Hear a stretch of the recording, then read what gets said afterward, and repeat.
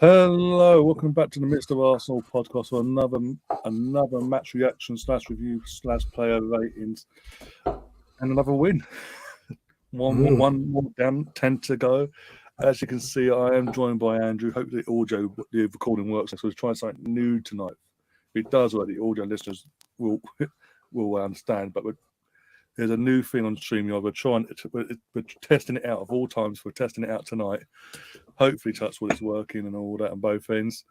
And how you doing, Andrew? How's your weekend been? And all that jazz. Yeah, I'm fine, thanks, mate. Fine, thank you. Good to be back on with you, and hope you're all right. Hope you had a good weekend. But I mean, every weekend's good when Arsenal win, right? Especially at the moment, especially this season. And things couldn't be going much better, could they? Really, especially with the meltdown from our friends up the road. That topped it off just nicely, didn't it? Really. I was literally about to say that just made my week. At the top of the win yesterday, that was like the kickstart to the weekend. I see, because I was on Gary's channel basically on Saturday whilst at the 3 o'clock kickoff. He does his keep an eye on all the games, this, that, and the other, and have a bit of chat about Arsenal and football in general. And we like 3-1. I think, no, they've scored, they've done it, whatever. And when Walcott rolled back the years, done what he always does, and then to top it off, after he does that, within minutes, another current Arsenal player, technically, who's on loan, so still in our books and all that, throws his body on the line, gets a penalty, and it's just like, oh, fantastic! Yes. Well done, Ainsley. I know exactly. And then literally, as we're about to wrap up, we start getting the whiffs, like tweets coming through that Conte's lost the plot. He's absolutely gone on a mad one. I'm like, no, I've got to see this. I've gone as you come off air. I've gone on, and I'm just like comedy gold. Got the popcorn out, and I'm just like, yeah, okay, let's watch this for about 20 minutes. I know, yeah. Well, there's a 4 minutes 34 edit on Twitter that I was just raving about because it's like the best 4 minutes you can spend in your life. You know, just watching that at the weekend. It was just brilliant.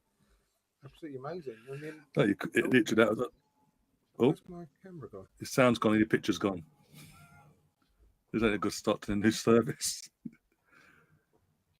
That's weird. Can you hear me? Just about. It's very low. Very low. Very strange. 2 seconds. Let me just plug this in somewhere else. Yeah, always. That's the joys of technology, live technology, ladies and gentlemen. When we do a live podcast, all like visual-wise, and then this happens. You couldn't ask for a good old StreamYard. Don't throw out these new fandangle bits and pieces and they don't test them properly. It's for us to do. Right. Hopefully that'll be better. Can you hear me now? That's back to what it was before. Yeah, that's fine. Yeah. Okay, strange. I don't know what happened there. Must have a completely dodgy connection, but hopefully that's sorted out. But yeah, I mean that literally topped off the weekend beautifully, didn't it? And it was almost as good as the Arsenal win when that came out. But also, I just mentioned I'd listened back to the last one we did a couple of weeks ago, and there was always a noise in the background. I'm afraid it's my dog. Because I ignore him for an hour whilst we're doing this, he just amuses himself by chewing his bones and his toys and stuff like that. So if we hear any annoying background noise, it's my dog, and there's nothing I can do about it, I'm afraid. He's okay. He's a gooner, named after a gooner, so it's okay. Exactly, yeah. Still only a little puppy, really, aren't you? But yeah, I mean, what a great game. I mean, I have to admit, I mean, I was always confident we were going to win. But I thought it was going to be really hard.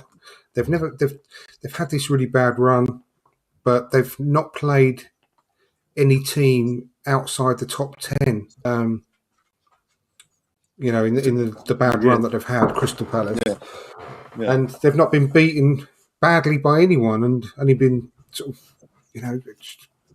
been lucky in some games. And I just thought, well, we're going to be finding it really hard to break them down, but credit to the team yet again after what they went through on Thursday to produce that kind of performance. And, I'm sure we'll go through it as we go along, but I've got to make a quick mention to big bad Bobby Holding.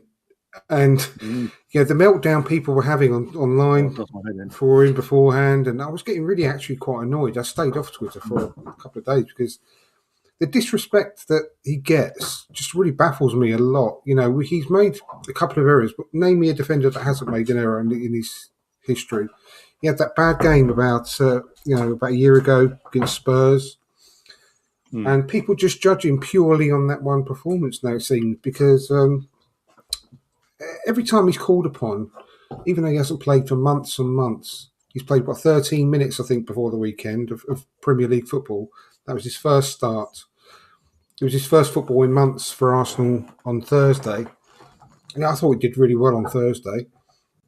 And he comes in and he performs like that. I thought he had a fantastic game, really. And yes, he made one or two errors. Again, he was rusty. He hadn't played for God knows how long. But 99% of the time on the weekend, I thought he was really, really good.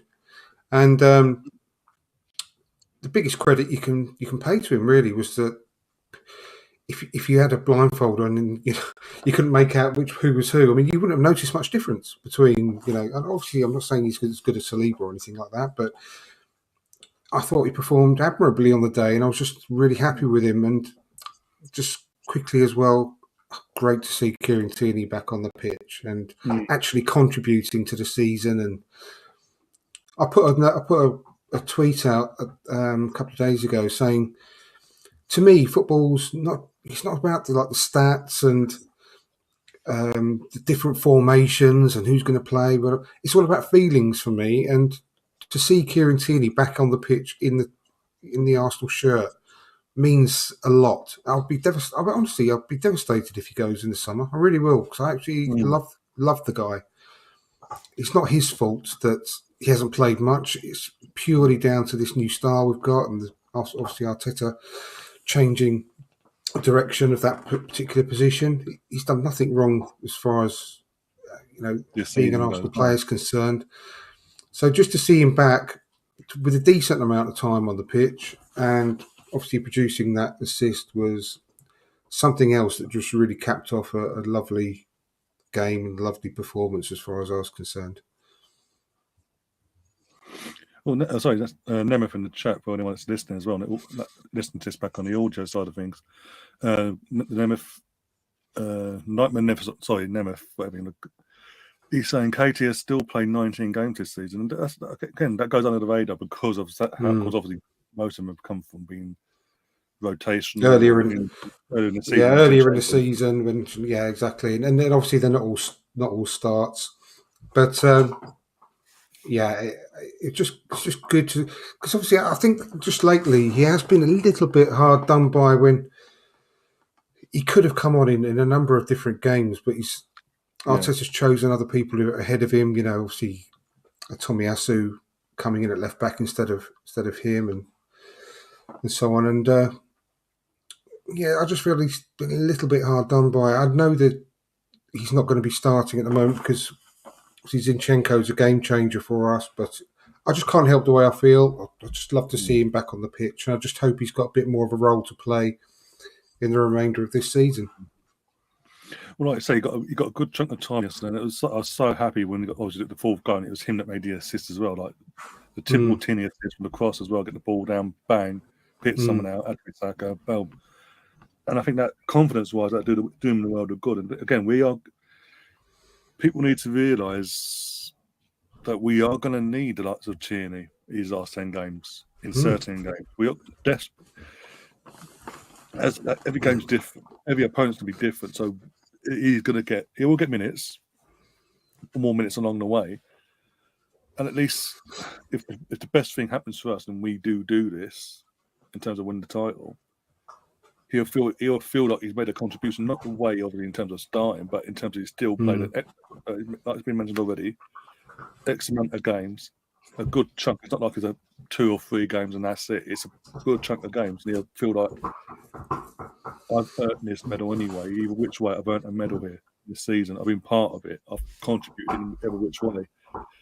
And apparently, I think I heard this last week that obviously Tierney and Arteta have had talks privately, and Arteta said you've got a future as long as you want to be here and fight for your place. You've always got a future. So it comes to something that's going to be down. If Tierney does go, be down to him in terms of him not wanting to fight. And if that's the case, that it is what it is. But it'd be a shame because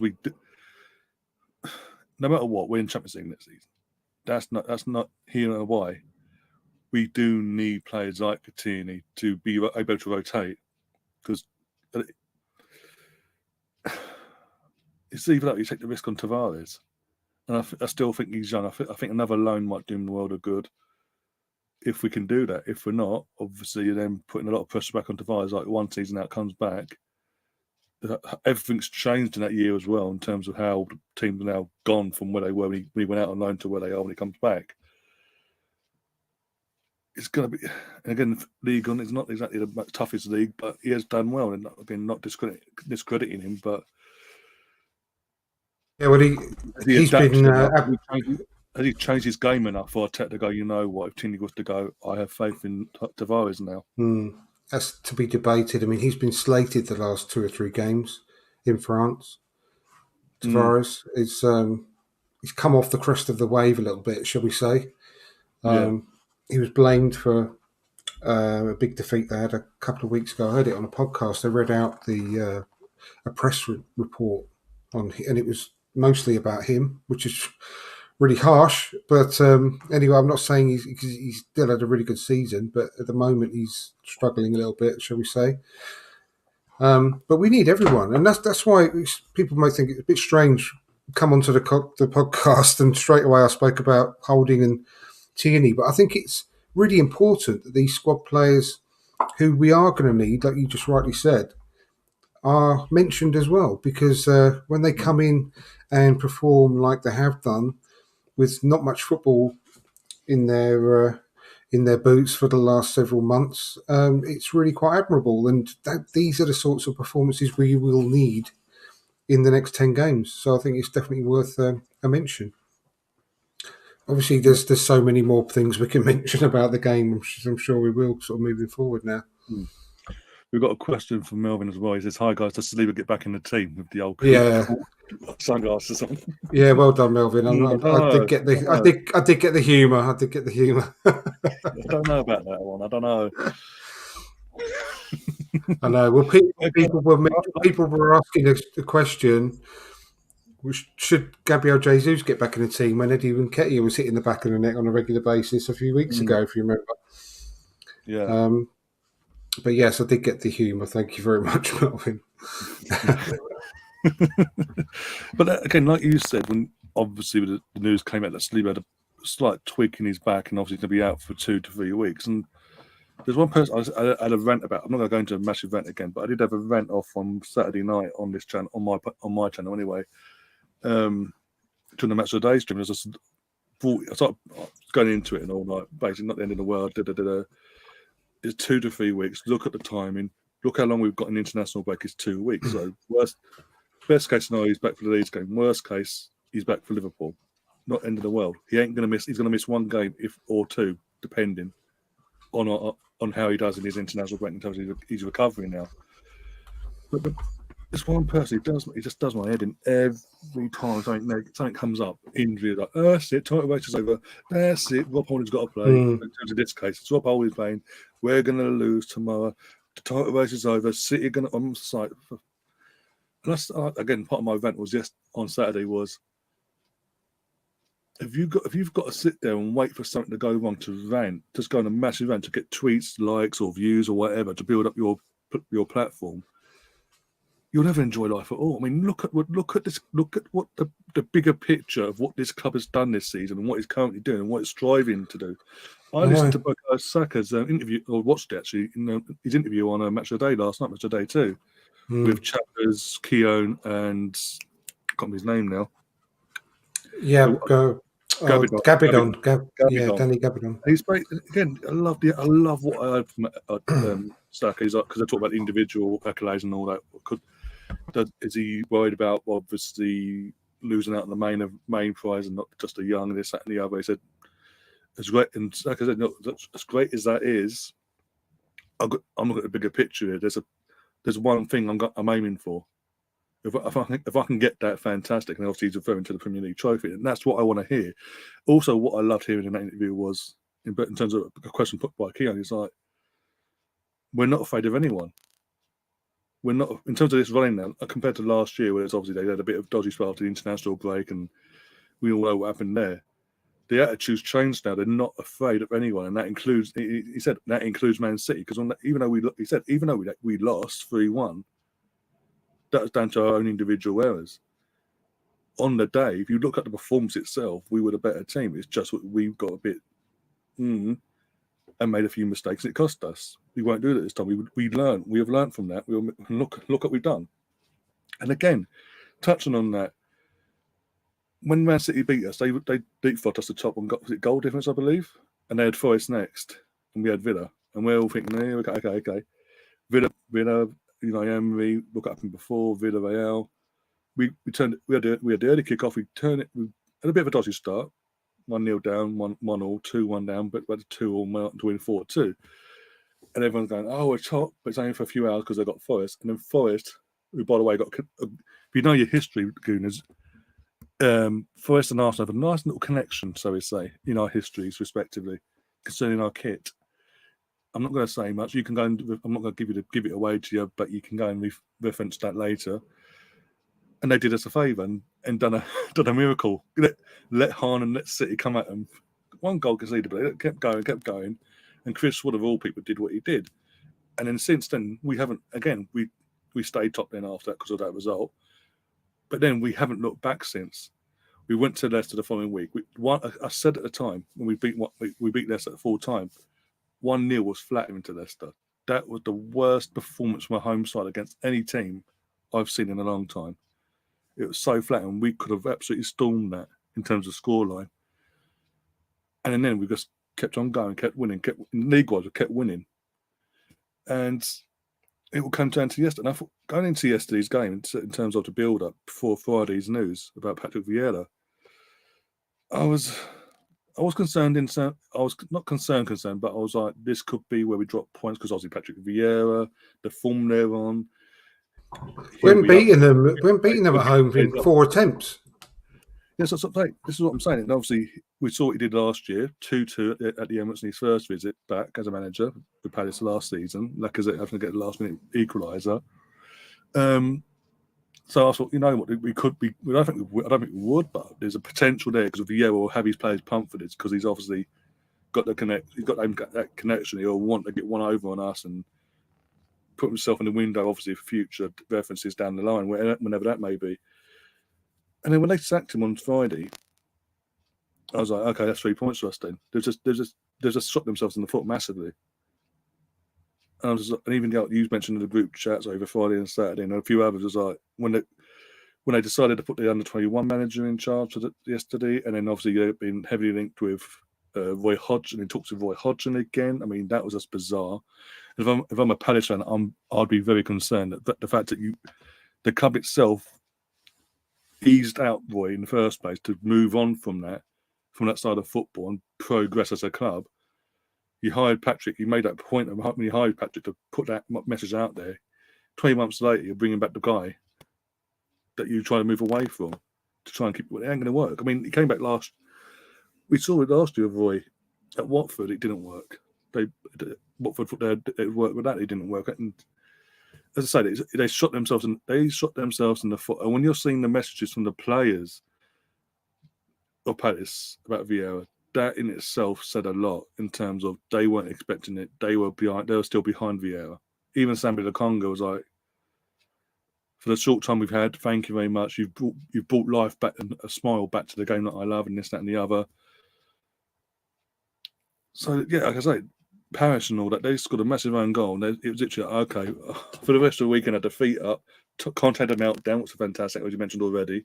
And I was just like, bring on Sunday. And yesterday, I was just like, yeah, we had the first 20 minutes was a bit end to end in terms of it was a bit too open for my liking. In terms of we were open enough for them to counter attack us, and it's like it's similar to when we played Everton this season a few weeks ago, game in hand.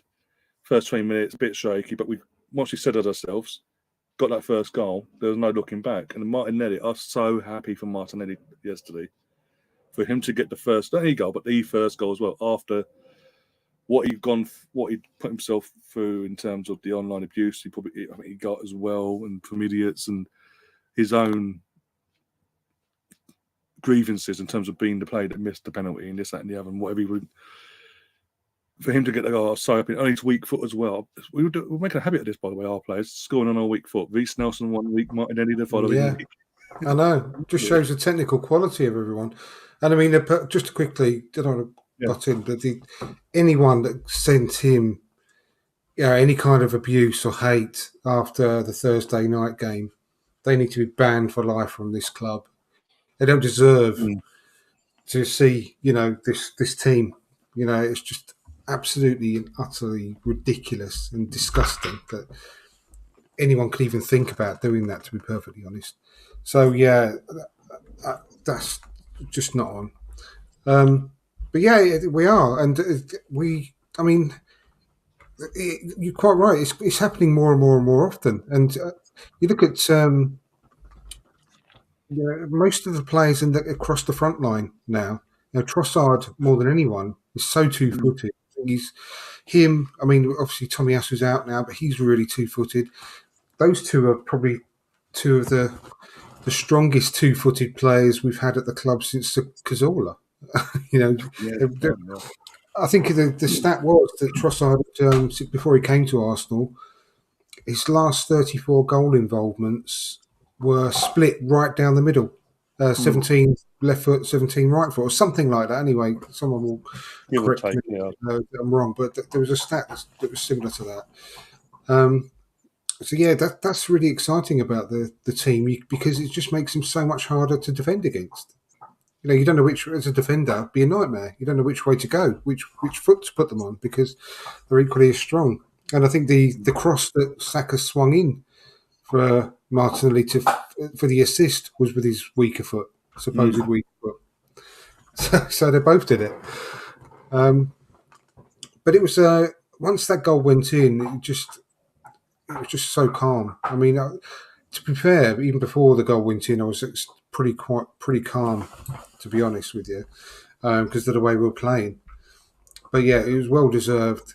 And then Ben White, he had an incredible game as well. I mean, he's just getting better and better and better as the season progresses.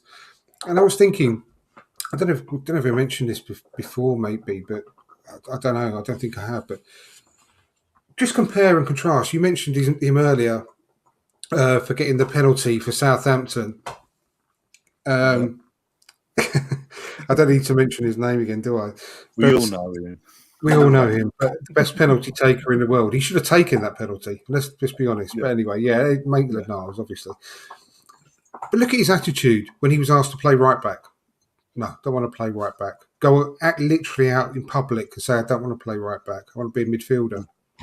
Throwing his toys out the pram and literally cancelling his Arsenal career as a result. And then compare and contrast that with Ben White, who's basically been a central defender his whole life. Yeah. Asked to play right back. Yeah, of course I will. And you know what? He goes on to be one of the best right backs in the league, if not the best right back in the league. And his attitude, compare that with Maitland-Niles. It's chalk and cheese. His performances have been outstanding. Everyone loves him because of his character and the funny things he does on the pitch as well as his brilliant play. And I couldn't love him anymore if I tried. I mean, he's just absolutely outstanding player. And he played the understanding he's got with Saka now and Ødegaard on the right-hand side just transformed the team. And, I just hope that Maitland-Niles is actually looking and watching this and thinking that could be me. He probably had the talent. If he'd had the dedication to go with, the talent that he had, he could have probably been this player instead of Ben White. But no, he's just chucked it all down the toilet and he's at the foot of the table now. Fair play, he's actually playing at the moment, but he wasn't for a long time, was he? So yeah, just compare and contrast the characters that we've got in the team now compared to what we used to have, and it's just unbelievable, really. And we've got Rich Sports in the he's a Man United fan, by the way, big up to himself. He says, impressive win over a team that is often hard to break down. And again, as we've seen this season, Man United went to Selhurst Park and they got dragged back to a 1-1 draw, and at least the free kick at the last kick and all that. Couple of weeks ago, was it last week, the week before? Selhurst Park against Man City. Man City found it hard to break them down, and fast forward a week or two later, and we're bringing them to the Emirates, and we just push them off the park. That's what I was saying before. They haven't been beaten badly by anyone, and whenever they have lost, it's only been by the odd goal. So I think the same thing was with Liverpool, wasn't it, and Chelsea. So all the big sides have really struggled to break them down, and that's what I was saying. I was fully expecting that to happen, but we just, I think we're just clinical in front of the goal, really clinical, and we have been transformed. You'll be distracted by the Champions League and Arsenal big favourites. So go on. Fingers crossed. I mean, they're obviously in three competitions still. So let's just hope that they do get distracted. I mean, the fact that we are only 2 goals difference in the goal difference between us and City, when you consider who they've got up front and the amount of goals he scored, it's quite phenomenal, really. We're 8 points ahead of that City team. Only 2 goals difference. And he's got 40 odd goals this season. It's just mad when you think about it. It really is. It's quite staggering that we've clawed the goal difference back as well. I know they've got a game to play. We've still got a game in hand, but even so, that's quite impressive. But again, that game, we don't. Again, for anyone that doesn't know, that game is against West Ham. We expect them to win, but by then it might be null and void in terms of mean nothing, because their next game they're playing Liverpool, and Liverpool's even this season, they proved it early on in the season. Liverpool seem to have Man City's number, so you never know. If Liverpool turn up on the 1st of April at 12:30 and turn City over, and then we go on to beat Leeds, that's an 11-point turnaround. They've then got to turn round in 10 games for them, 9 games for us. I heard a funny stat though. It was today at work or over the weekend, but Liverpool away have got a worse record than Southampton. Taking my hopes away now. Exactly, yeah. So we've got to hope that they really, really raise their game and they really hit the training ground hard over the next couple of weeks, Liverpool, and pull off one of those performances we know they're capable of. And they have to win to try and get back into the top 4. Let's make no bones about it. They have to win that game. Yeah, fingers crossed they do us a favour. So that first week back after the international break, Liverpool themselves have got City, as I mentioned. They've got Chelsea midweek as one of their games in hand. Then they've got us on the Sunday.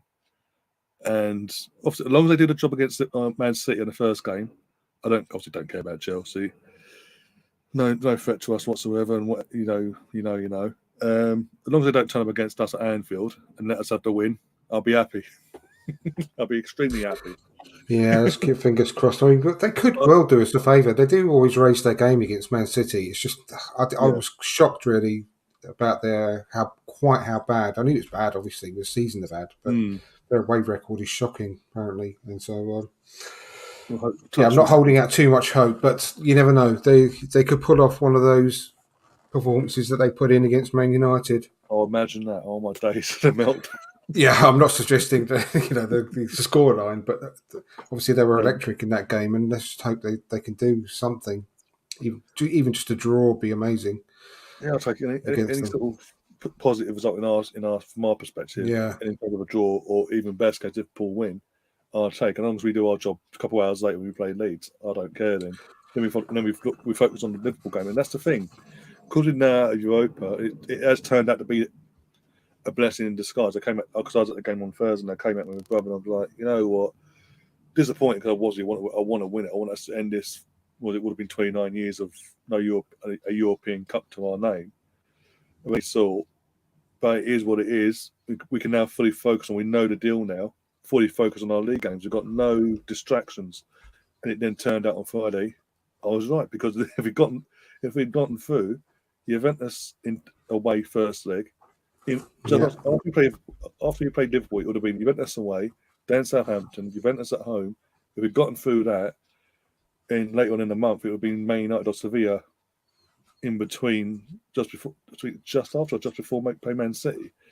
And I'm just like, no. Because it would have been our luck. If that had been the case, more injuries would have prevailed in that time frame. And it would have derailed our title race. And I'm sorry. Myself and me and yourself and others in the chat are old enough to remember back in 2004 and a bit older than that, etc. as well. We've waited just shy of 19 years now for this, to win this now. I want this title more than anything, like yourself. No, absolutely. Give us a title. You know what I feel like about, the Europa League? I really would have wanted us to win it, but any other season, I've been desperate for us to win it. Because European trophy, I don't care at this stage that it wasn't the Champions League. Any European trophy would have been really good for this club, because we've been severely lacking in that area for a club of our stature. So I would have loved to have gone on and won the Europa League, but I'm shocked really about how little I was bothered about Thursday. I genuinely couldn't have cared less, really. I was upset on the day, but the next day I thought, no, that's really good, because we could have gone all the way to the final and lost the final. Yeah, imagine. That would have made a big difference, because the final, I believe, is 3 days after the last game of the Premier League season. Something like that, yeah. So even when you get to the semi-finals, first leg, second leg, and then the final, you're worrying about who you're going to play in those games as well. Yeah.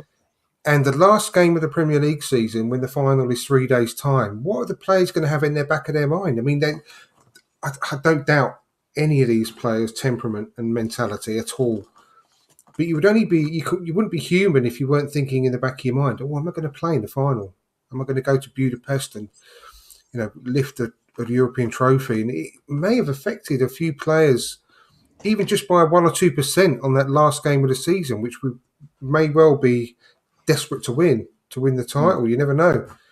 So I'm glad in that respect as well that we haven't got the worry and concern of who we're going to play in that final game. Are we going to rest players for 3 days later in Budapest? If there's a couple of players that are touch and go with a slight issue here and there, are we going to leave them out? And then is that going to affect us in the last game? There's so many ifs and buts and maybes that have been avoided by going out at this stage. So, yeah, I'm really quite pleased that it happened in the end. And let's just answer that question, because it's been on the screen just for a little while. Yeah.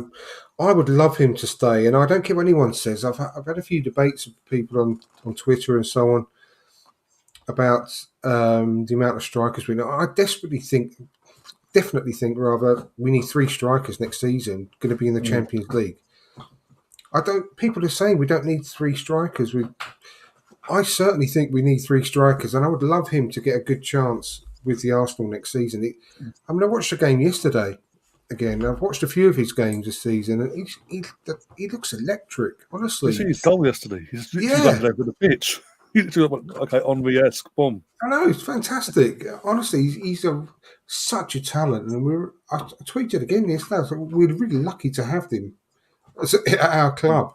Yeah. He seems like a really good, level-headed guy as well, and really humble, and the sort of player that will really fit into this group.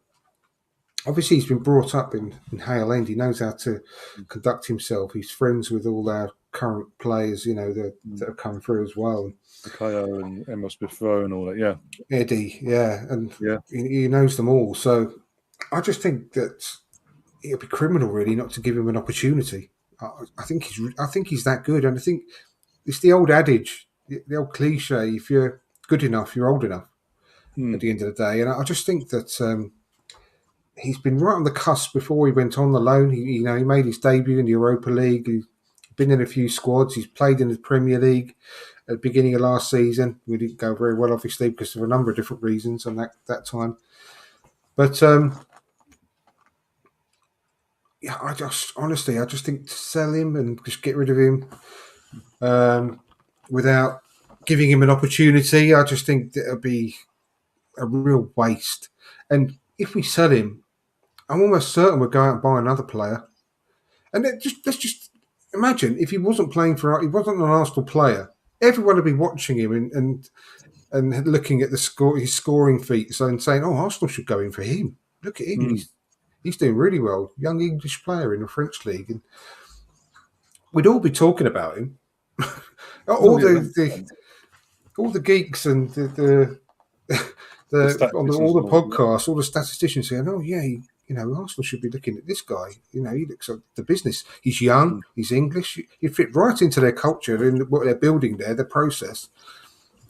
So yeah, I just think it would just be madness if we don't give him an opportunity and give it at least a really good look at him in the closed season, pre-season tours, and then obviously we've got right up until the end of August to have a good look at him in the first team if we can as well. I think there's a space for him. There's going to be plenty of minutes in 4 competitions next season. So yeah, long-winded answer to that question, but personally, I really hope that we keep him.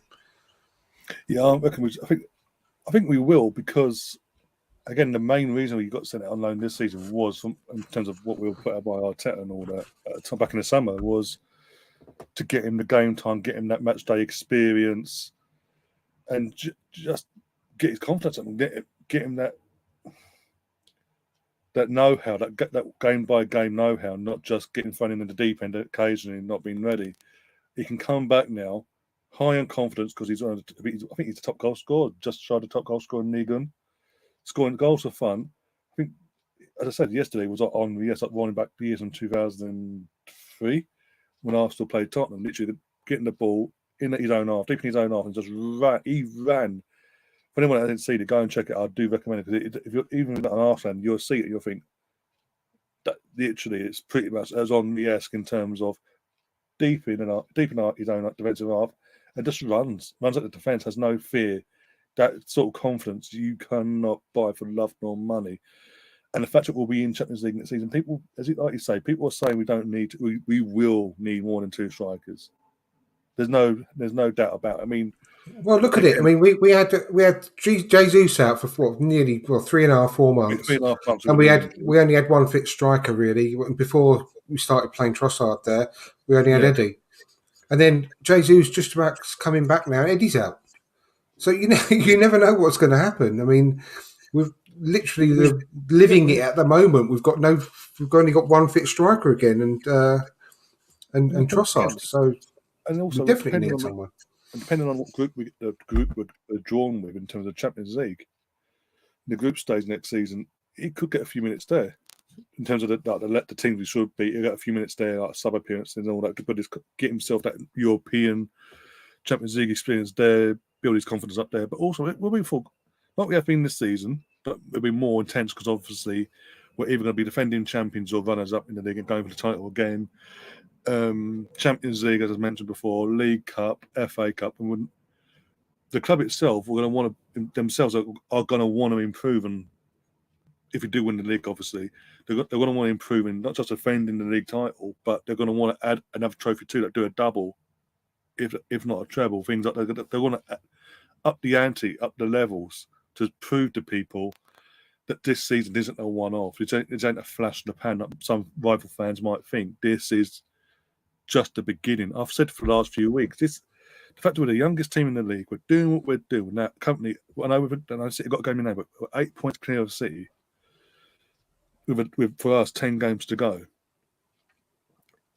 And it's again, look at the core, the average age of this squad. We mentioned Bukayo Saka, Martinelli, Eddie Nketiah, Jesus, even though Jesus has been around for a while now, in terms of his career-wise, he's still a young player. You've got Zinchenko, again, still a young player. You've got Saliba, Gabriel, the partnership they've built there. That's only going to get stronger from next season as well.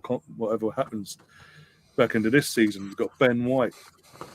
Still, again, as you mentioned before, one of the best right-backs in this league, arguably the best English right-back we've got. But hey, according to Southgate, I must trust the offenders in the country.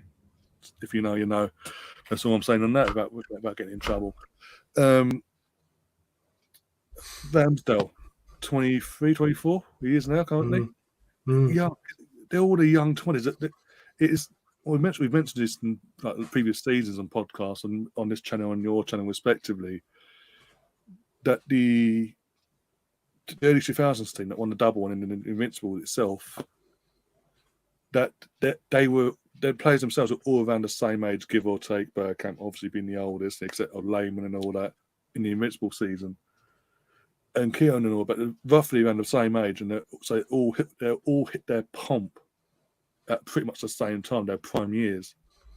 And we could touch wood, be having that again with this team, and that should be frightening. That should be frightening every rival fan. And that, Tottenham are rivals, but in the sense of their next door neighbours. There's that noisy twat that won't go away.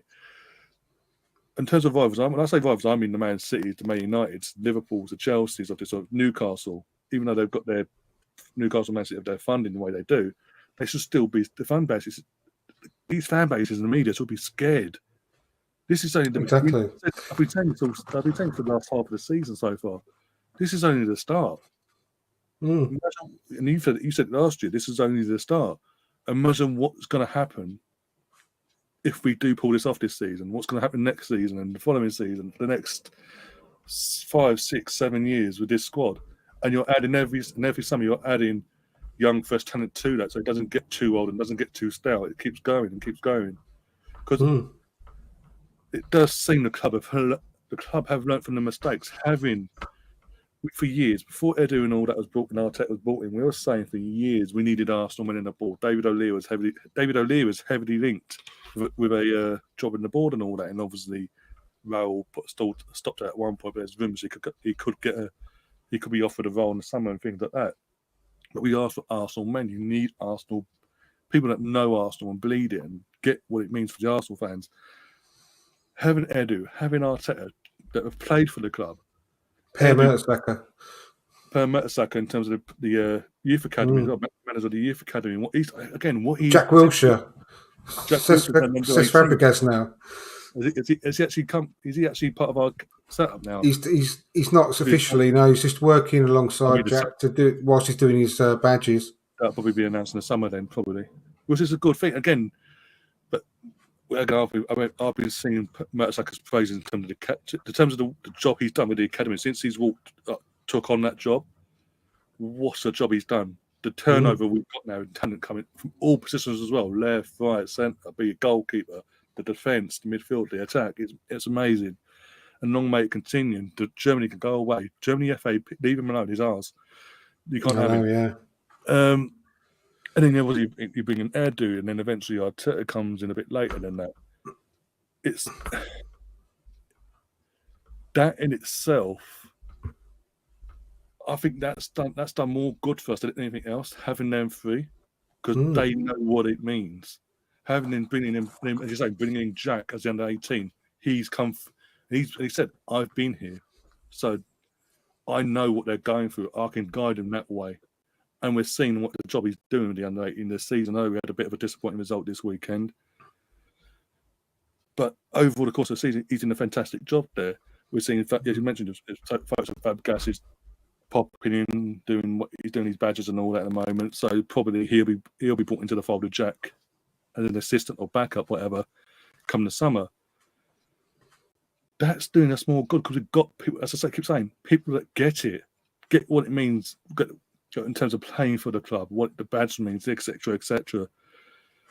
There's no coincidence since they've brought Arsenal men into the fold in terms of either Mertesacker in his role, Edu brought back in, Arteta brought in as the head coach and eventually promoted to the manager 6 months later, and then Jack and all that.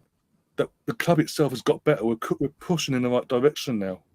We're going back to where we once were back in the early 2000s and late night, etc. And I think for the last few, again, I'd even go back to the Jules Graham era when Jules Graham came in. I think from day one, pretty much, when Arteta was hired. I've been saying there's very similar traits. Obviously, they're both ex-Arsenal players coming back as manager. They both wore the number 8 for the club as well. And obviously, the mess they both inherited, respectively, at different times. How they approached fixing the mess in terms of going into the academy, poaching a few of them, giving two of them players a chance, and also going out and poaching the best young talent up and down the country, be it Steve Bold, Lee Dixon, Winterburn, David Seaman eventually, and Alan Smith, etc., etc. And look what he then built on from, and then look what happened in a few 2 to 3 years. Look what happened, and it seems to be happening again. And for the last few weeks, I've been comparing this season, like the traits of this season. And like, for example, out of nowhere, we put ourselves in the title race. We've been leading the line pretty much from day one in terms of being at the top. We had a bit of a wobble both seasons, and let that rival, the favourite, come back and give themselves a bit of hope. But then we kicked on. But this time we've sort of kicked on. We're sort of maintaining that gap and not letting them get too close again and things like that. Everything screams that this is going to happen. Obviously, this will happen, but it's no coincidence that when you, as I say, you bring in Arsenal men that we've been asking for years, this happens. We go in the right direction. We are going back to where we wanted to be all along, even under the back end of Wenger's ears. This was what we wanted. There's nothing, and it's good. It's so good to see it because we can do these podcasts every week now, and we're being positive. We got nothing to complain about because it's what we're seeing, not just on the pitch but in general, how the clubs run and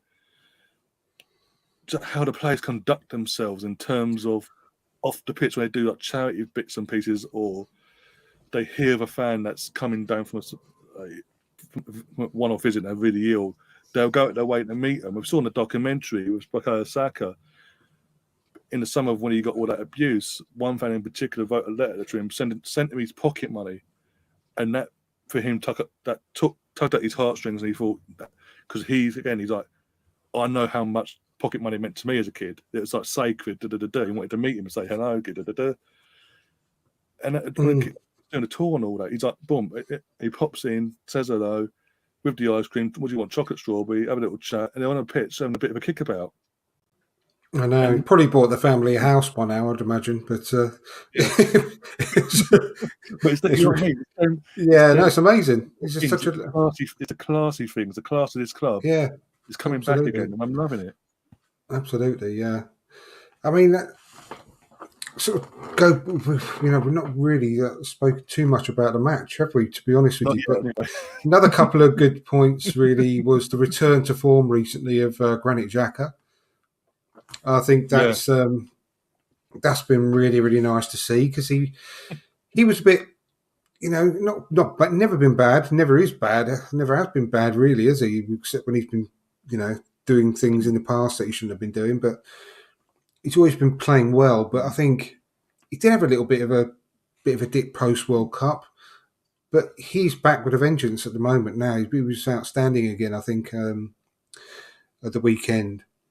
And great to see him back on the scoring charts again as well recently. So I think he's on 6 goals this season now. I think I'm right in saying. I think so, yeah. Definitely 5 or 6, but I think it's 6 and his best season ever. League-wise, scoring. League, so 7 maybe. I'll double check that in a sec. But yeah. Yeah, and Martin Ødegaard is.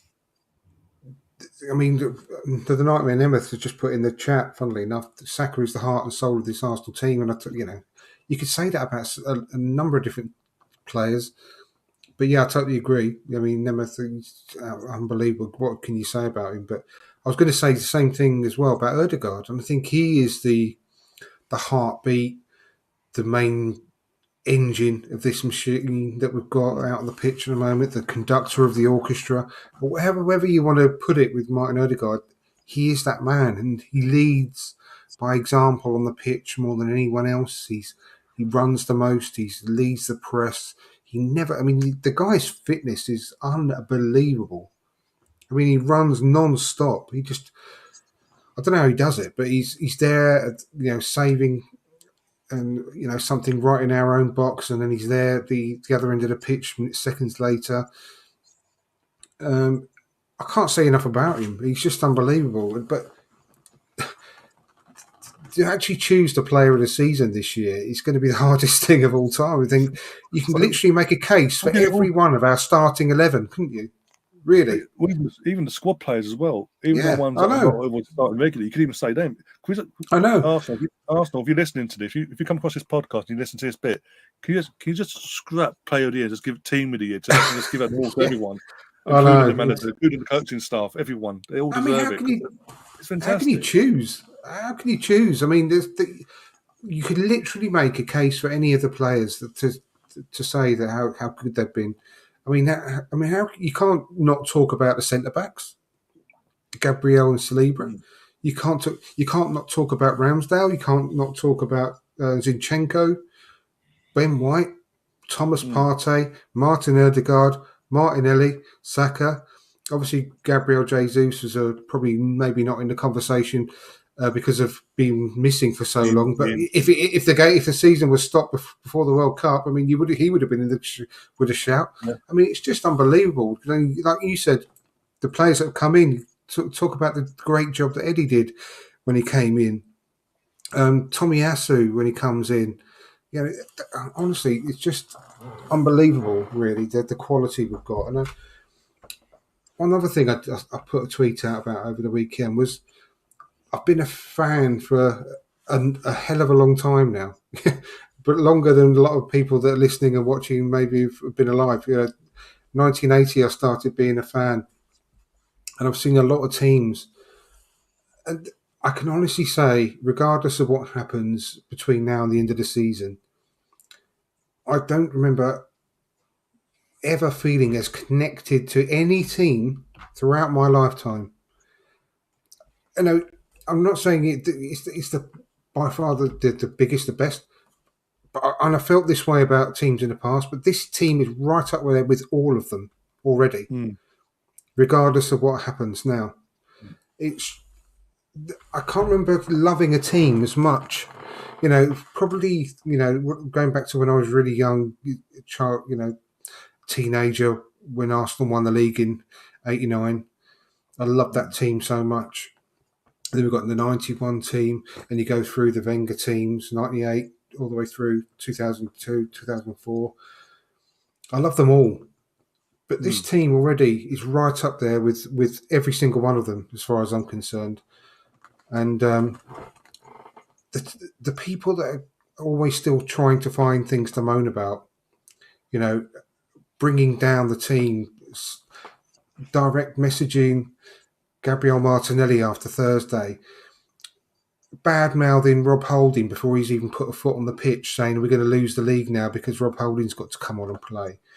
People that do all this sort of stuff, you're going to seriously regret it in a few years' time when you didn't stop to enjoy every single game of this season, because you're witnessing something beautiful.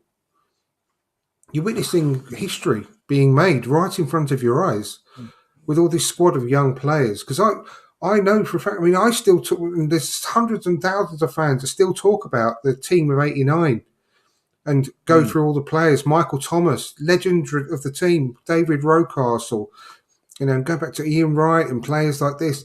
Every single one of them, we all love. And I couldn't even begin to think that I was going to love a player any more than I'd loved David Rocastle all my life. But I can't handle it. I can't say I don't love Saka as much as, if not more than I love David Rocastle now. You're watching the birth of all these players, and they're going to go on to become Arsenal legends right in front of your eyes. You need to stop and take it all in as it's happening now, because there's only 10 games left. It's going to be finished soon this season. Yeah. So stop moaning about stuff and just start enjoying the ride. And because it's just unbelievable what's going on. My kids have never witnessed anything like this. They're not old enough. My eldest is 17. So he never saw Arsenal. He's never seen Arsenal win the league. No, missed out by 2 years. Exactly. They've seen some FA Cup wins, which have been amazing, but they've never seen anything like this. And I've been telling them for months, right the way back, but well before Christmas. I've been saying this is special this season. I'm telling you now, something's happening. You've got to take in every single game and enjoy this ride, because we've got we've got something seriously good brewing here, and it's only been getting better week on week. And the kids can't believe what they're watching now. I mean, we go ballistic when we're seeing the games together. Now it's just unreal atmosphere, and so people that are moaning about things are just born to moan, and just honestly, my block button on Twitter has just got a lot of use recently because it's just. I saw someone today saying, "I'm sorry, but this is this may be a bad controversial thing to say, but I think Odegaard's got to go next season." I was thinking, honestly, what are you on? What are you on? I mean, he must be doing it surely just to try and get a bit of traction or something. Because why could you write something like that? I mean, and be serious. It's just ridiculous, mate. Honestly, just want to league title, but sorry, Odegaard, you're off. Exactly. Our captain, the one that's dragged us here pretty much, along with loads of other players, but someone that's turned up every week. The technical ability of the team, mate, honestly. I'm watching the games and the way that we play football around it. I mean, even on the weekend against Crystal Palace, so the little ball, I mean, even like Ben White's, the tiny little rolled balls between players to tee up Saka, and it's just a joy to watch. I mean, how can you not enjoy this? And how can you moan about anything at the moment? It's just beyond me. There's a comment from Connie. It says, you can, and I can still enjoy with now with eyeballs still on the future. I can't stand and watch a one-off. Again, it's not a one-off season. It ain't going to be a one-off. No, Trump, this is not a one-off season. Connie, you can clip this now. This will not be a one-off season. Next season, we're going to come back stronger. And in terms of Champions League, I saw your comment about Champions League as well. You've got to remember, we've got 2.5 months in the summer to strengthen our squad, which we will do. We've shown we do it now. The owners are showing they're backing the manager. And if we win the bloody league, they've got no reason not to back him for the Champions League and build the squad capable to go back and forth week in, week out. 30,000. No idea what's coming in terms of this squad. It's something special for the 30,000 foot view of the team. You can see that this team is going to be challenging for several seasons to come. I mean, you only got to look at the ages of the players, the way that they love the club, the camaraderie between every single one of them. When you look at Zinchenko's, that little video of him driving past the Tolly at the weekend, mention it as well. Cut that bloke in half. He's like a stick of rock. He's got Arsenal written all the way through him. That guy already. They're all the same, and this team are going to be together for a while. And anyone that's not on the boat, well, can you name anyone that's not on the boat? I mean, maybe, like I said earlier in the show, Tierney may go because of lack of football or something like that. We're going to lose one or two along the way, which would be really, really sad. But they're going to get replaced with players of equal quality in the same type of mindset. The rest of them, they're all going to grow up together. They're nowhere near that's a scary thing. Nowhere near their levels, their peak. So we're going to get better. We're going to be challenging for several seasons. I'm telling you right now. And again, with all this, one person we haven't mentioned in terms of our head end this season has been Smith Rowe, because he's obviously got that injury start of the season, had the surgery, and he's had a couple of setbacks. But now we're starting to see a bit of him from sub appearances and all that. So we've not even had a season with him when we're doing this. Imagine next season, Touchwood, his injuries are behind him now, and you add him to the equation, be it on the left-hand side or on the guard role, rotating between obviously the League, Champions League, whatever. Again, we saw it last season, a quality player. He's had one season because of his injury. He's been sort of held back with injuries. That's it. He'll come back stronger, and he will go on next season, in my belief, and do more than what he did last season. And he scored over 10 goals for us last season, in and out of injuries and all that. He'll fall back into the fold of what he was before in this season. Is it? 100%. Fabio Vieira, I know he's got some work to improve on in terms of physicality and getting up to speed of the league in general. But the talent's there. There's a player there. We can all see it. It's just there's a few things he needs to work on in the summer, and we assess him from there on in. That second season, so we reassess a player if they've adapted properly or not. And as I say, we are going to buy players, like it or not, survival fans. We are going to buy players. We're going to strengthen their squad.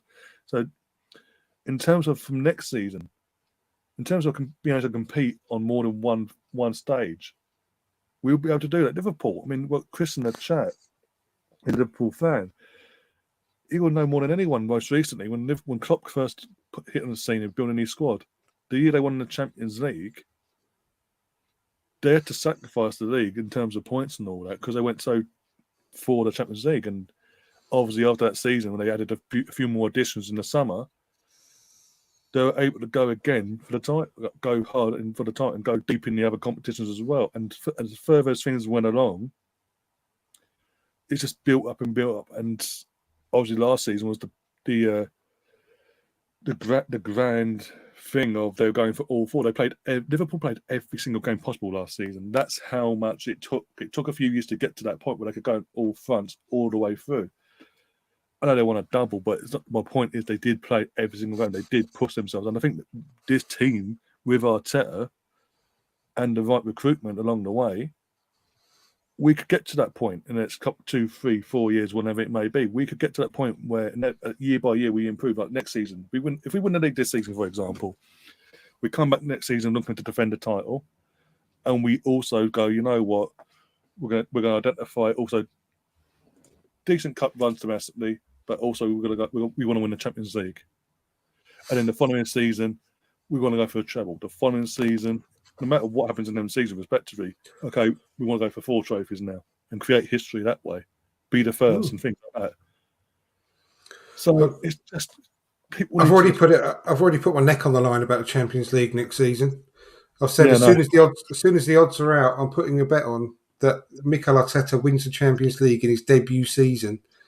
And how much will that rub Pep's nose in it? After all the years he's been trying at Man City, it'd be amazing, wouldn't it?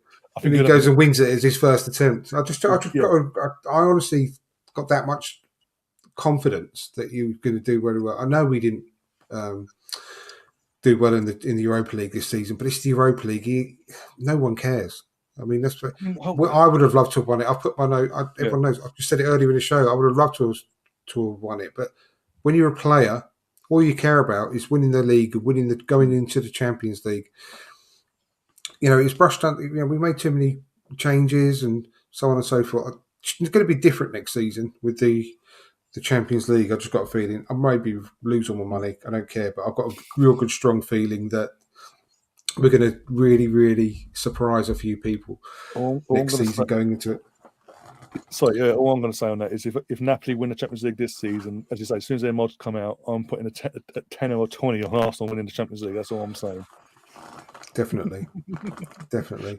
I don't care what. But, I mean, things like if we do win the league and we're in the Champions League next year, obviously, it may make someone like Kieran Tierney really think long and hard and say, because you could tell he loves the club.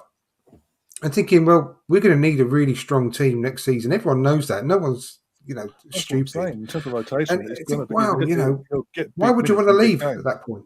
Yeah, you might think that.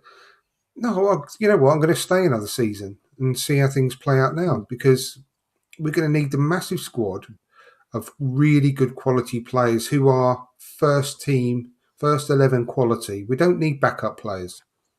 We need players that can slot into that team and you've got no worries. We've got no issues with anyone. We've got any anxiety when the squad's announced before every game because we know that the squad is capable. All of the players are capable of being a starting 11 player. And we know that they're going to strengthen in the summer. We know that there's players' names being bandied around left, right, center. I don't get why people laugh at me when I say, because I wasn't joking last season when I said about Haaland. And if it was delayed by a season, and we were talking now about Haaland leaving Borussia Dortmund, would it be crazy to think that he would join the Premier League champions in one of the most exciting young teams in the league? With his best mate as his captain as well. Would that be crazy? No, it wouldn't. And I'm saying the same thing now about players like Jude Bellingham. I mean, if you're Jude Bellingham and everyone's saying, no, he's going to Liverpool, well, why would he go to Liverpool at the moment? They need a massive overhaul in their squad. Defence and midfield. I mean, up front, they're pretty much sorted. I mean, Salah's getting on a bit. Maybe over the age curve a little bit, but he's still having a really good season. But why wouldn't Bellingham be interested in joining the Premier League champions if we're going to win the Premier League, and join one of his mates from England, and or several of his mates from England? Several. I was about to say several. Yeah. Why is it out of the road? I mean, yes, people say, "Oh, well, we couldn't afford the wages. We couldn't afford it. We could if we're Champions League quality again now." Why are Liverpool? I mean, Liverpool have only got more money than us because they've been a lot more successful over the last 5 or 6 years. But we're a bigger club as Liverpool. They've probably got maybe marginally more fans worldwide than we have, because of going back to the 80s and stuff. But we're still a massive club in our own right. We can afford to pay his wages. And I don't see any reason why we wouldn't go for someone like him. But even if it's not him, and we actually do get Declan Rice, he's another player that I really, really love. And he's only 24, 25. He's obviously been a captain for several years already. One of the first names on the England team sheet. He's going to strengthen our squad an awful lot. And I think that, he's not going to be the only signing we make in the summer. So Mikel Arteta has been getting what he wants.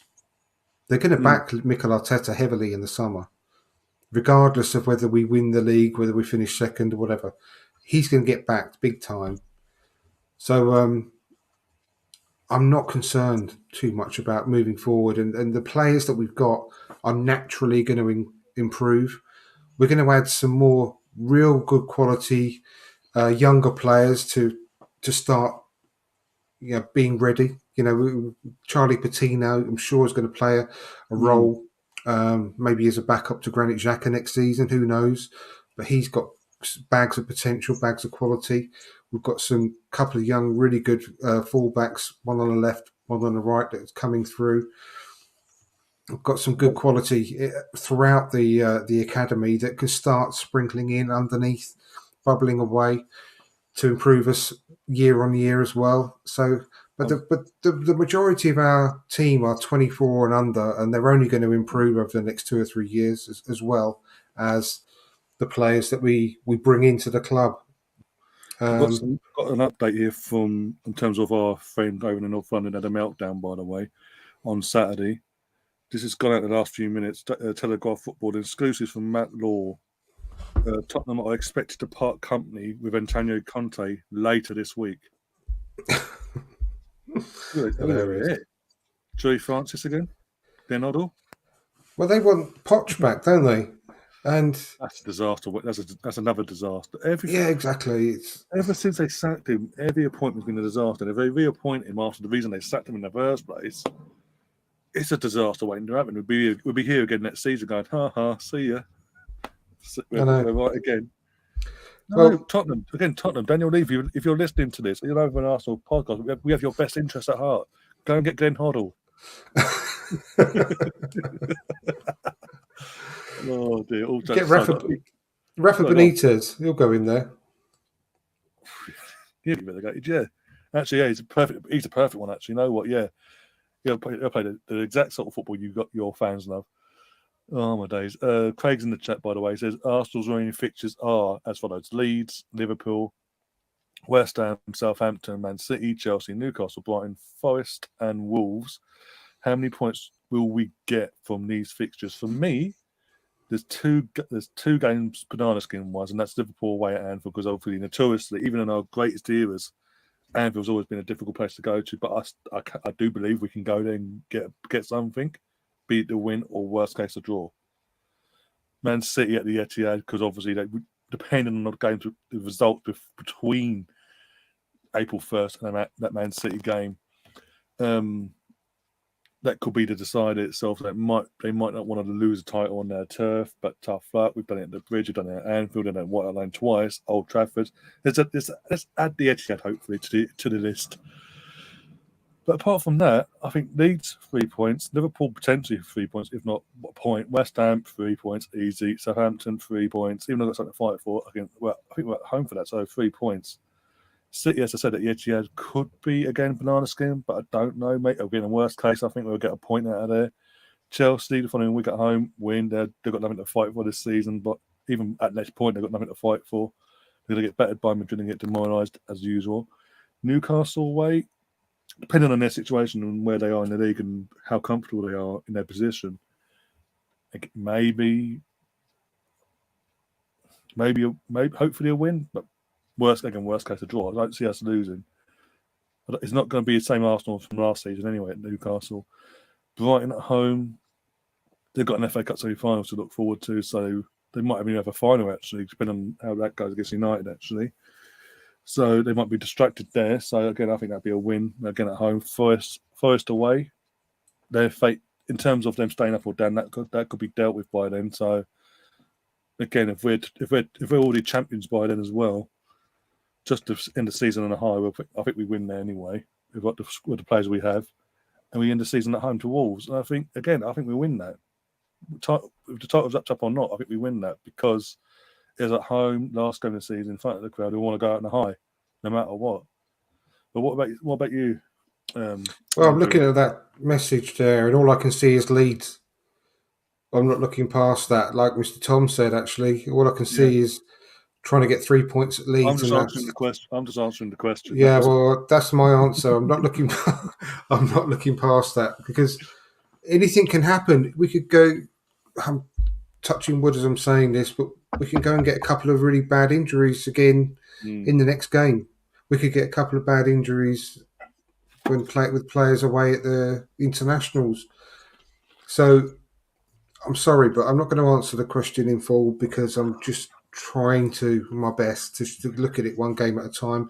And like I said earlier in the show, enjoy every single minute of this and every single game. And I don't want to start worrying and sitting back and thinking about the remaining things, the remaining fixtures. I'm highly and supremely confident in this group of players. I mean, after that game on Thursday, who would have said that would have played with such a great attitude and energy on Sunday, 2.5 days later?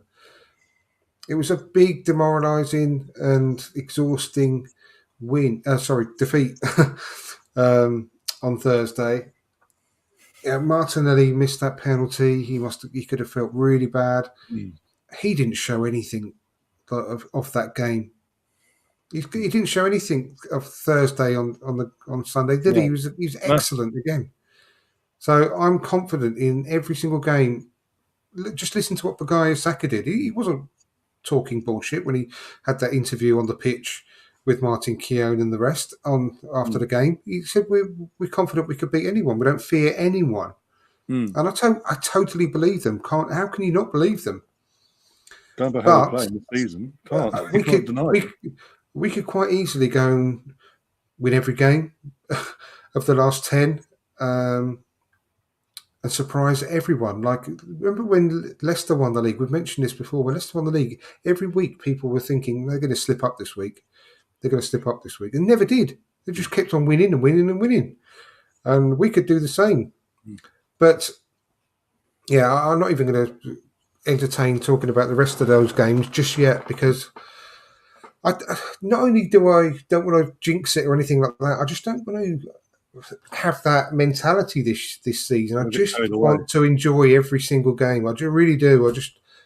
I don't want this season to end in some ways. I mean, I do because I desperately want us to end it with an amazing way. But in another way, I don't because I'm enjoying it so much at the same time. We've got a question.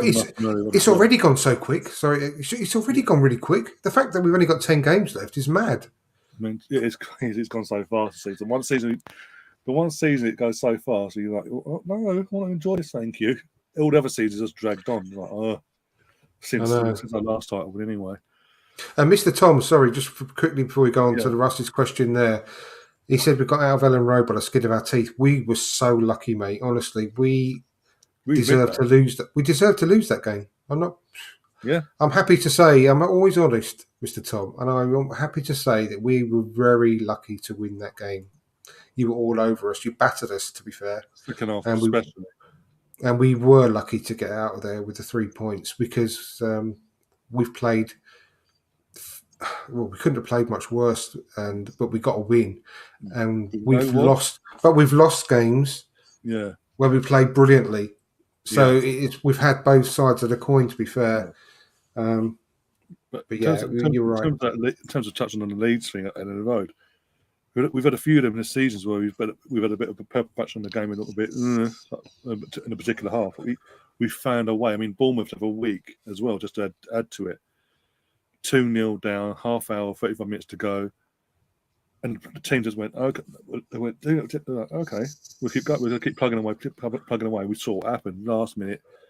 One of our own, which again I said at the time, on this watching at the time, that in itself meant so much more because it was one of our own in a high pressure moment in a title race, scoring that on your weak foot. You can't. That feeling doesn't get any better than that because, as I say, it's one of our own produced players as well. But my point is that basically, even when we've had a bit of a dodgy games when we've got out, like Leeds and all that, second half against Leeds, early in the season, or the Bournemouth game last week, and we were 2-0 down. I think we dig deep and we find a way out of it and get the result, the 3 points. And as the old quotation goes, that's champions find a way. The best teams find a way out of trouble, no matter what. Even on a bad day, they find a way. Man City, you need a bit of luck every now and then. Yeah, but on other occasions, we've had terrible luck, played brilliantly, and lost. So it is swings and roundabouts. Yeah. Yeah, we'll talk about the league, Chris. But Russ is in the chat. He says, "Do you think we might play with two up front next year as Jesus, Eddie, and Balogun?" I don't think so. I think we'll stick with what we've done this season. What's not broke, why fix it, and all that. It's like a lot of rotation, especially as I say, Champions League is a step up from the Europa League. Let's be brutally honest in terms of quality and all that malarkey. You say that, but there's a lot of shit in it as well in the group stages. People are saying you have to play your strongest team in every Champions League game, but that's not the case. That's not the case at all. Depends who you draw, obviously, but in lots of cases, as long as we don't get a Tottenham draw, then we're fine. Not this season, Marseille, Lisbon, and I can't remember who else they got, but they literally couldn't get a tougher group. They asked for it basically. Inter Milan, I think it was. I can't remember now. Either way, AC Milan. AC Milan in the knockouts. But this was But they got bang average as well. There's not even a good AC Milan. They lost. That's how bad Tottenham are. That's Tottenham for you. They can't even beat a bang average in AC. So they couldn't get out the Conference League last season. That's the area. So I loved. Oh dear, Spursy. Oh yeah, Spurs. They didn't even have to play the final game. They got knocked out. Oh dear, but no. My point is that obviously the competition is going to be more fierce in terms of obviously, assuming we win the league, we're in the top pot then because we're champions and all that malarkey. They do it nowadays. We'll still have to play a team that comes second, predominantly second, in from pot 2. So you're going to get a decent team, at least two top games. So assuming we get a decent team, decent opposition in terms of pot 3 and pot 4, where we can go, we can rest certain players to that and rotate. We'll just keep with what we've done, and that's a Balogun will start or Eddie will start. And you've got to remember also the League Cup. So whoever's not our second choice striker in the Champions League from the bench, be it Eddie or Balogun or whoever, they will be then the cup striker, the first choice cup striker for EFL Cup and the early round of the FA Cup, depending on our opponents. Exactly, yeah. But at the end of the day, they're going to be representing, touch wood, the possible champions of England. And in the Champions League, I've seen a lot of people say on Twitter, Balogun's not going to want that. He's got a real taste of first team football now, starting every week, and so on, blah blah blah blah. But he's grown up through the Hale End Academy. He's an Arsenal boy, and he's coming back to challenge for a place in the potential champions squad. And in the Champions League, he's not going to be demanding to start week in, week out. He's going to want to be part of that. Why wouldn't he want to be part of that? And you're quite right. There's plenty of minutes to go around everyone next season. plenty of minutes. So, but regarding the question, I don't think we'll play top front two. No, but it's not to say that Jesus and Balogun or Jesus and Nketiah can't play together, because Jesus played a lot of his career at Man City on the right, and Saka can't play every single game from now till Kingdom Come. So he's going to have to be rested at some point, just the old game here and there. So someone like Jesus could quite easily slot into that right-hand side and give him a break. But I'm almost certain anyway that we'll buy someone else to play on the right in the summer, because it's been no secret they've been desperately trying to get someone for the last couple of seasons. I mean, we're really close to getting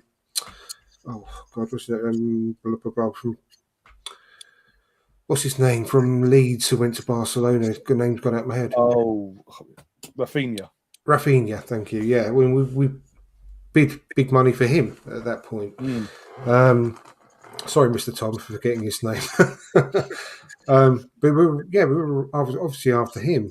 So there's no doubt in my mind we'll look for someone else as well. I know we bought Trossard in the end, but he's an exceptional player that can even play anywhere across the front three.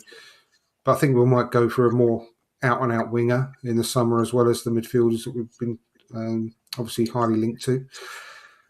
So yeah, it's going to be interesting next season. But I do think we'll just continue with the front three. Yeah. Collins in the chat as well says, for the record, I said starting aka Martinelli would score 20 goals this season before the season started.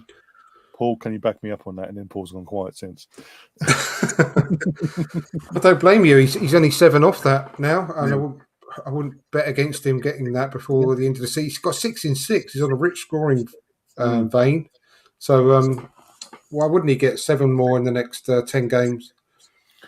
And again, Connie comes back. He says, I'll put my next big statement on Balogun. That dude will be for real. I hope we keep. I think we will. I said this earlier in the podcast.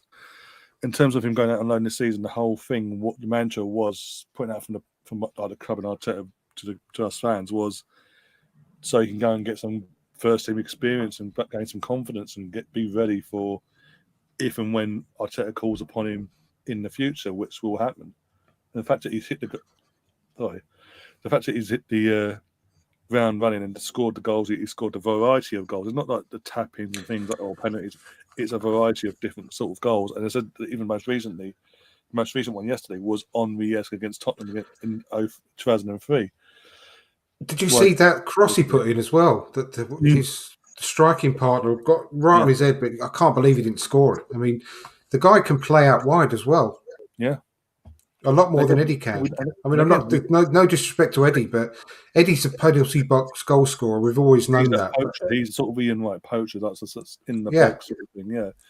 Balogun can play out wide as well. He's got everything, that kid.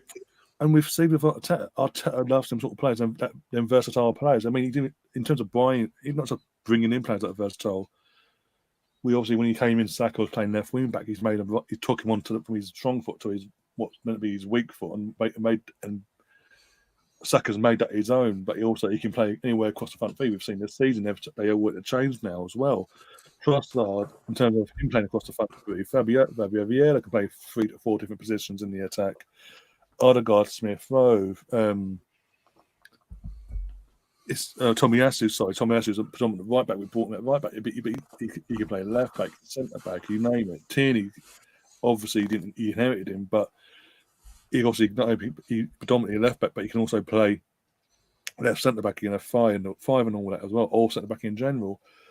If called upon, Ben White, you mentioned already, in terms of predominantly he's played his whole career as a centre back, but he's now been pulled out to the right back and made it his own. Zinchenko brings him in, and this is a player that when he arrived in England, played as a left midfielder, got pulled back into left back, made it his own, and then just before we brought him, wanted to play midfield for his country. And now Arteta saw that, went, you know what, I want you, because now I can sort of adapt my formation, my style of play to let you not just play left back, but you can drift into midfield on and off the ball and things like that.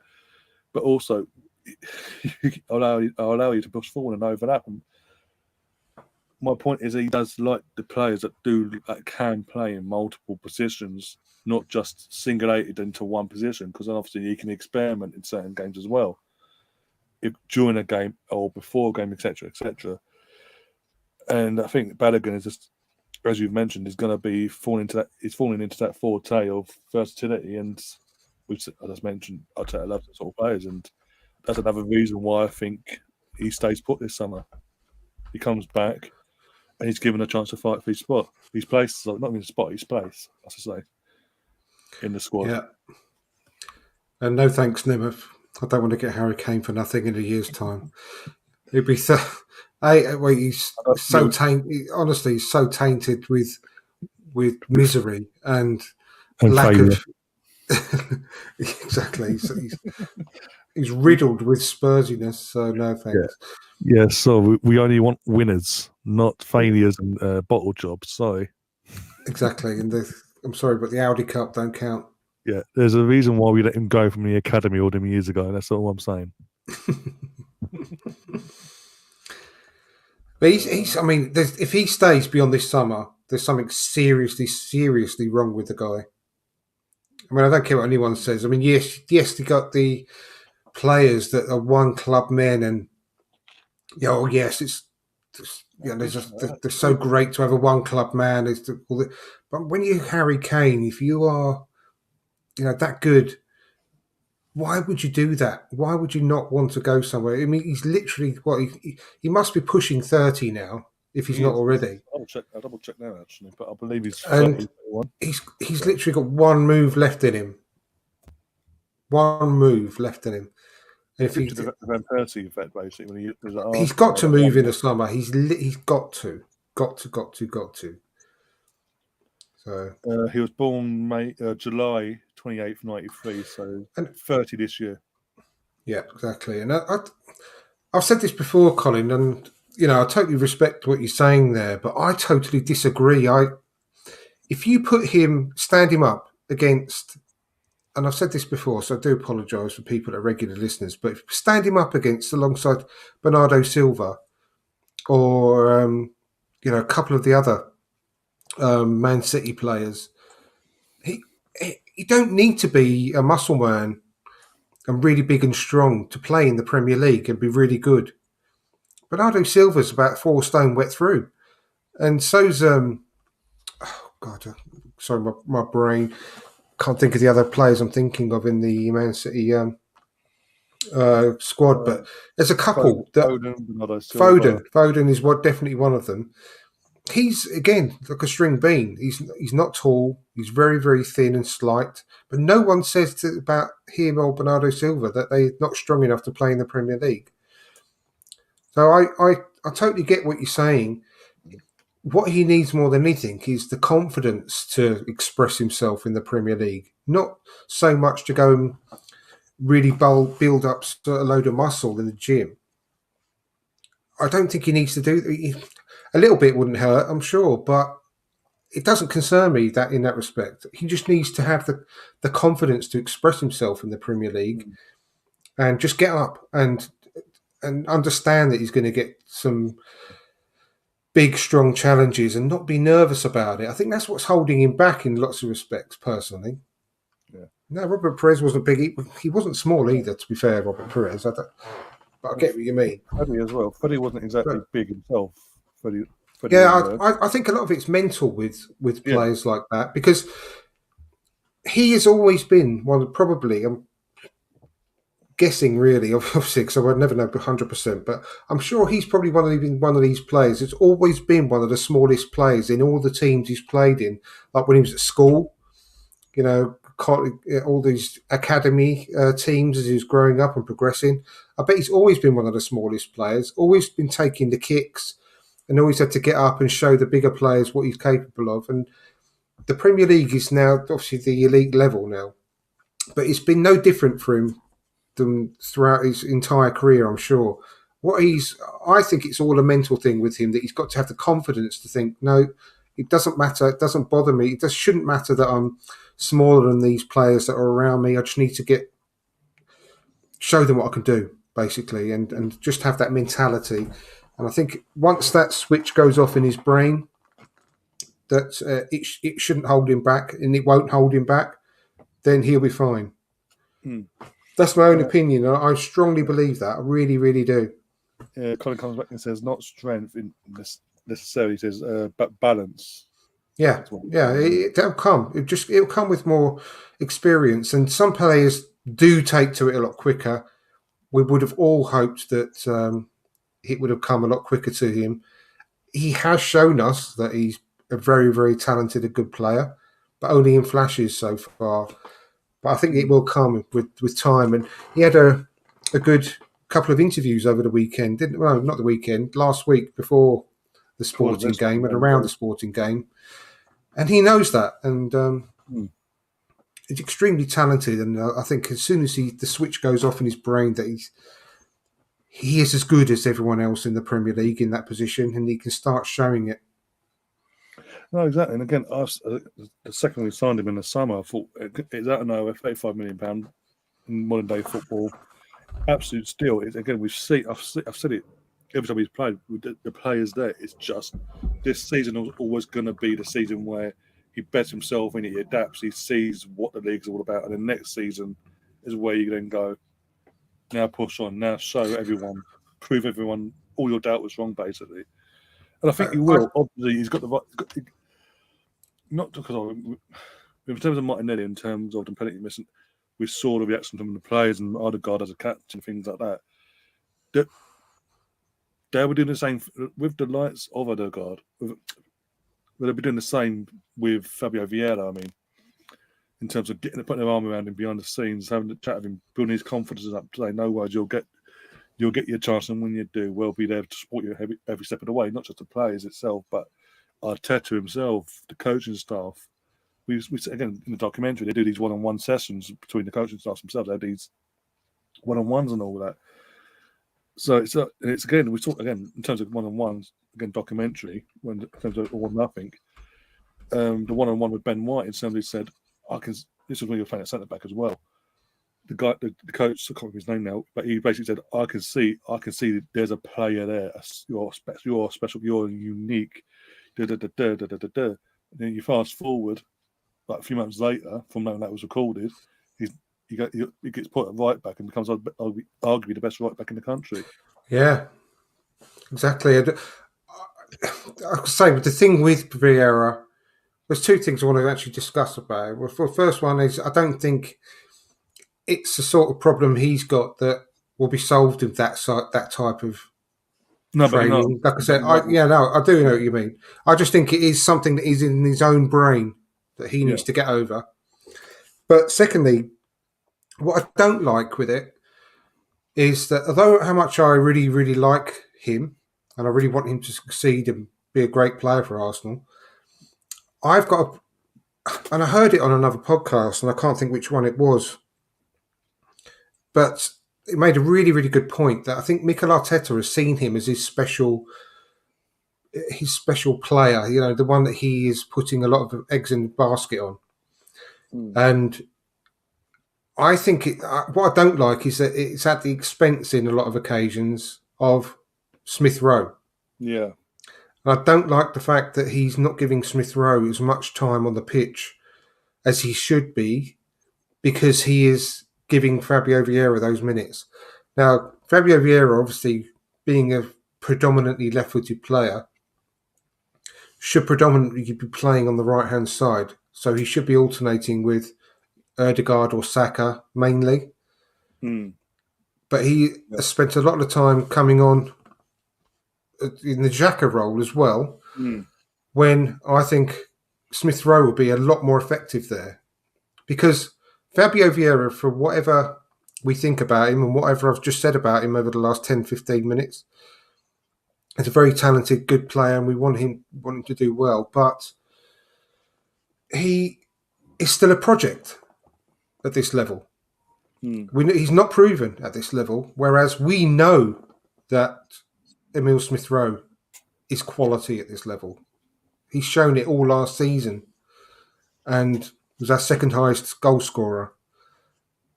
And the fact that he's not getting as many minutes as he potentially should because he is Arteta's special project does annoy me a little bit, if I'm honest. Yeah, and that's something Arteta's got to get his head around next season either way. Because as I mentioned earlier in the podcast, Smith Rowe obviously missed most of the season because of the surgery he's had, because of the injury he had before the season started and all that. He's obviously missed the majority of the season, and he's had not had much of an effect on the season as he probably wanted to at the start of this season, obviously.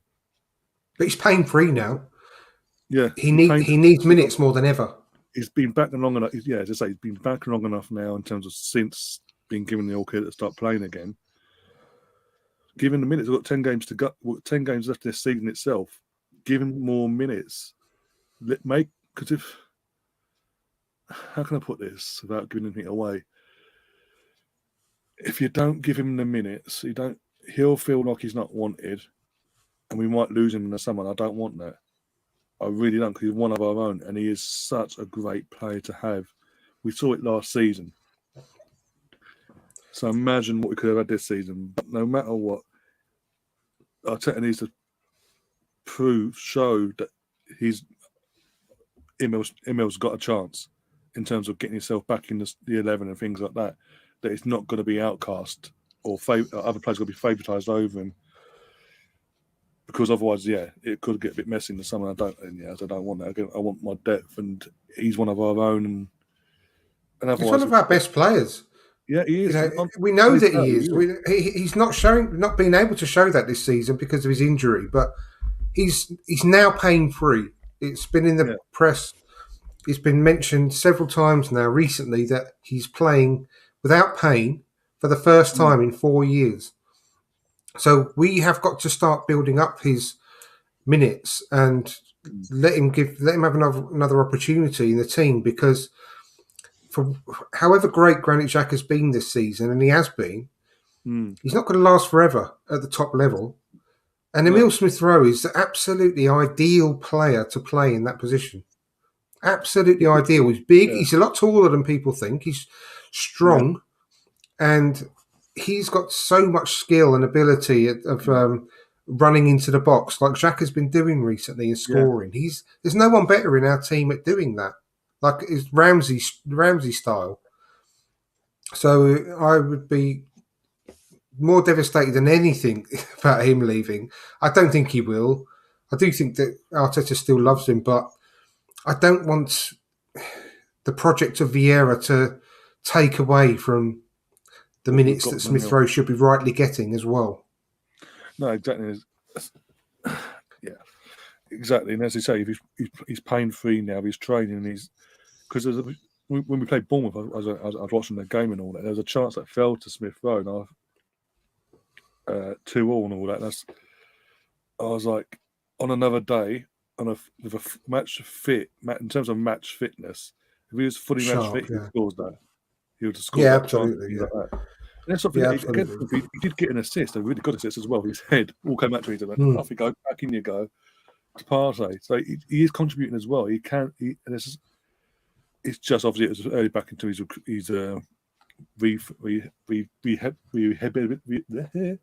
rehabilitating him back into the squad, sorry. But now, as I say, he's been back. As I said, he's been back long enough now. Obviously, got 2 weeks now. Obviously, he's under 21 duties with Balogun and all that as well. Go off, have your fun of the under 21s and all. Come back, and we kick on. And as I say, give him the minutes. We've got Leeds up next. They're all juice bet, Tom. I don't want to upset you, and I think, but that's the sort of game I want to see Smith-Rowe give some minutes in, even if he starts on the bench and comes on from like 60, 65 minutes. And gets a 25-minute spell or whatever, build it up again. Give him more. The more minutes you give him, and literally, you never know. Touch wood. It could come down to, in terms of this title race, there'll be a game where it's we win this or we get a point from this at the bare minimum, like we've done in the past, in past title races, and basically we win the title. He could score the goal. Imagine he scores after everything that's gone through this season. Exactly, he plays in the game and scores the goal that confirms us as champions. Remember the game against Tottenham last season? when he scored, Saka scored, and then Aubameyang scored that game as well. I mean, just cast your mind back to how brilliant he was at that point.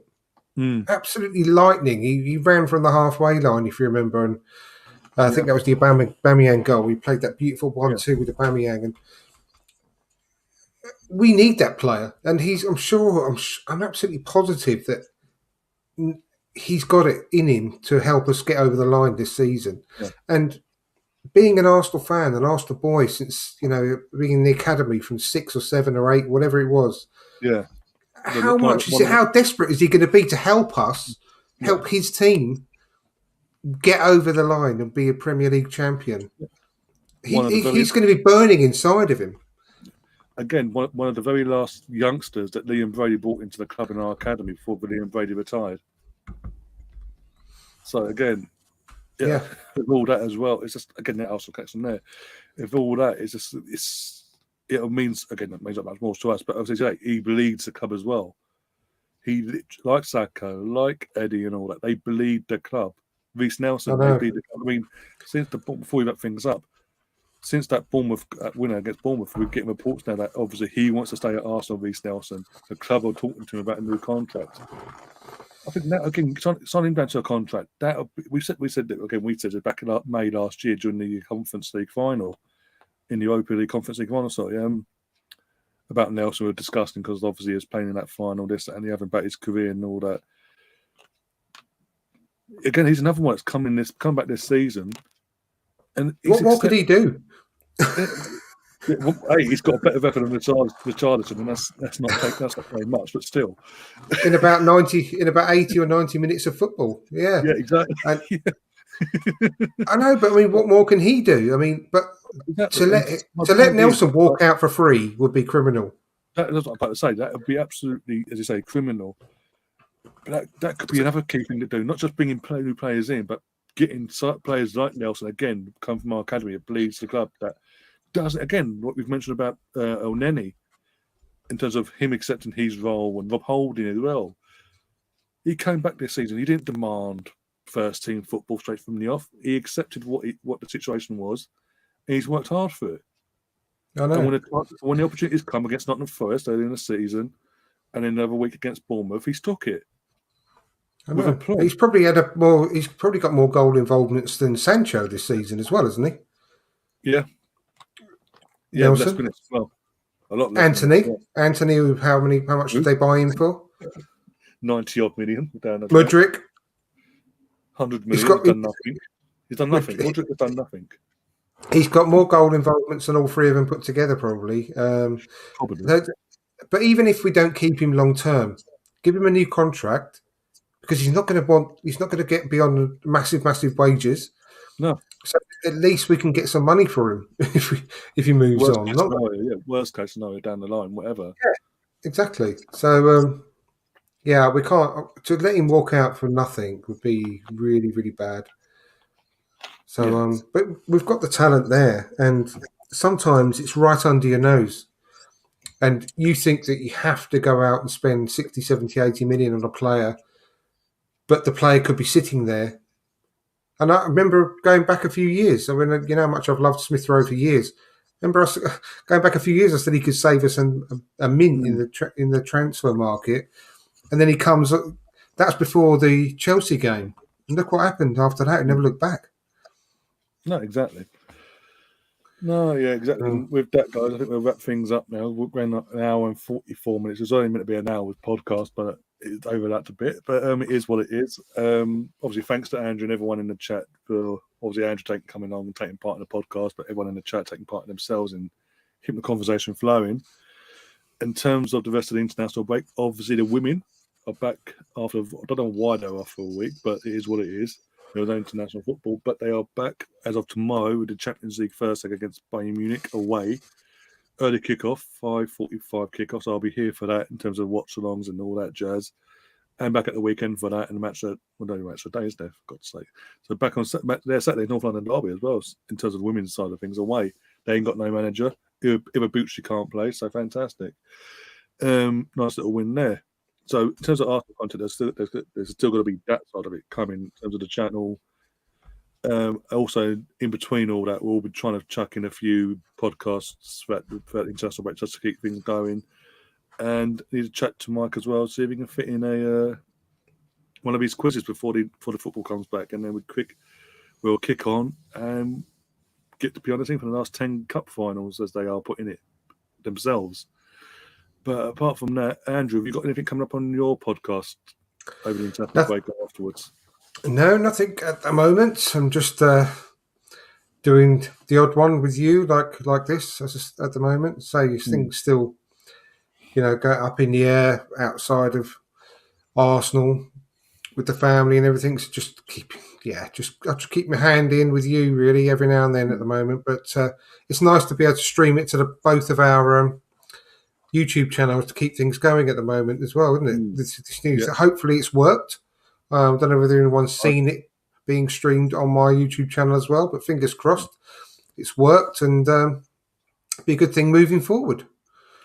Yeah, massive game changer for StreamYard, and hopefully it does work going forward. Because from what my end, I've seen all night is the green ticks alongside what we're streaming off and all that, so including yourself. So touch wood, no issues. I'll be checking back on that afterwards, and yeah, if it does work, we will be doing this a more regular thing in terms of streaming off, saying doing a podcast, be it me the host or Andrew the host going forward, vice versa, obviously at the same time. Yeah, apart from that, guys, I'll see you guys tomorrow. Again, as I say, 5:45 will be the kickoff, so I'll go live about 15 minutes before kickoff on that one, go for the teams, get the build-up going. And it's going to be a big, big game. We need to come out tomorrow with a decent result, be it a draw or even nick a win, then take them back to the Emirates and do a job there next week. Aside from that, I'll see you guys on the other side. And Andrew, again, thanks again. If you haven't already, go and check out Andrew's channel, From Dire Square to Where. Yeah, and thanks everyone in the chat. Yeah. Take care. If you are new to the channel, smash that like button, do subscribe, do share the content around. The audio, hopefully it has recorded by doing this double stream stuff. The audio will be up in about half hour's time as well. If you've missed parts of the show, you want to listen to it back on the go, it'll be up on Spotify and all other podcast platforms as soon as we get the download of the audio sorted. Until then, guys, as always, up the Arsenal. Come on, you Gunners.